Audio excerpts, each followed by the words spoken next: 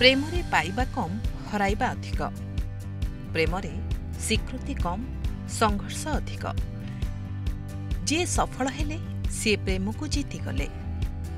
एठारे एभली एक नियारा प्रेम कहानी देखा मिली जोठी प्रतिकूल परिस्थिति को पराजित करी प्रेम रे पर लगाई दुई प्रेम पक्षी।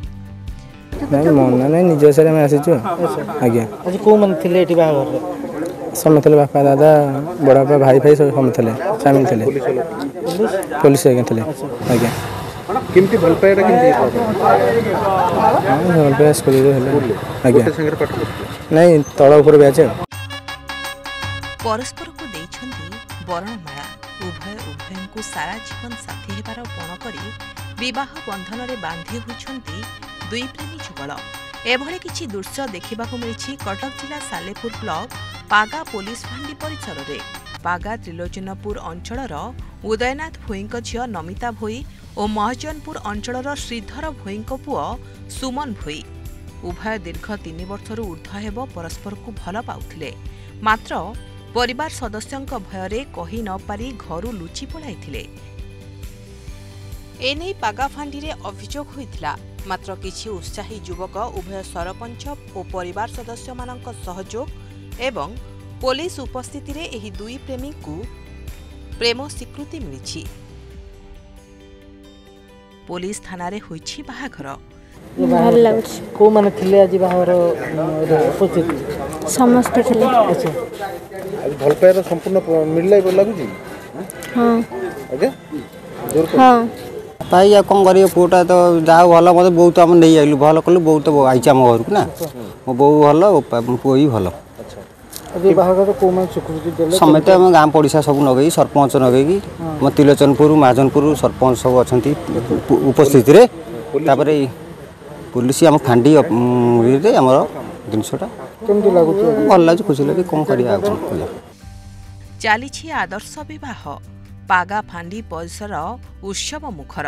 थाना अधिकारी बर कन्यांक मुरबी मानक आगरे थाना परिसर रे चालीछि विवाह।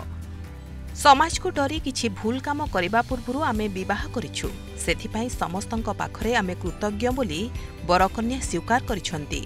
हमर ओटे आम पंचायत झियो ओटे तिलोचनपुर पंचायत झियो लक्ष्मीनारायणपुर महाजनपुर पंचायत पुओ बाघर कलु आ दी सरपंच मिसी फांडी रे पागा फांडी कौन विशेष घटना घटना कौन से झील को नहीं आसते पुओ आर समस्त डाकाडाकी कर बाहर कलु आ समस्त सहमति आज्ञा केमती लागुची समस्त खुशी भल पूरा खुशी महल अच्छी भल पिला गुरा भी 2 जन से 2 जन जाक उभय मिसी पलि जाइए से उदयनाथ भोई जी झीवर आपा से थाना एतला देते तेणुक आम दुई पक्ष सरपंच मिसी डकई ये आम कंप्रोमाइज कर थाना बनमाला देकी विवाह शेष संपूर्ण कलु। आम पंचायत पिलाटी उदयनाथ भोई से जाके कहला झीटी एमती झीटी कड़े पड़ जाइए पड़ जाइए थाना एफआईआर देले। एफआईआर देलापर झीर पता थाना वाला खोजिक पाइले पाइला भितर उभय पटन को मतामत नेले से तो कहले विभागर हबू विभागर हाँपाई आम सी आम पाक आसला उभय पट सरपंच आम सरपंच बसिक सका कथा फाइनाल कलु थाना संगे कथा थाना वाला कहले ठीक अच्छे आसतु ये बसिक। प्रेम एक नियारा अनुभूति और अनुभव केतेबेले जे काहाकू हुए से कथा जना न थाए। प्रेम तो हो जाए किंतु ताकू पाइबार भाग्य न थाए समस्तंक क्षेत्र रे, अर्थात भल पाई विवाह करने अनेक समय संभव हो न थाए, कारण परिवार संपर्कीय आज भी प्रेम को स्वीकृति देवाकू कुंठाबोध करती, जोंथिपाई अनेक स्थान रे भल पाई विवाह करने वास्तव में परिणत हो न थाए।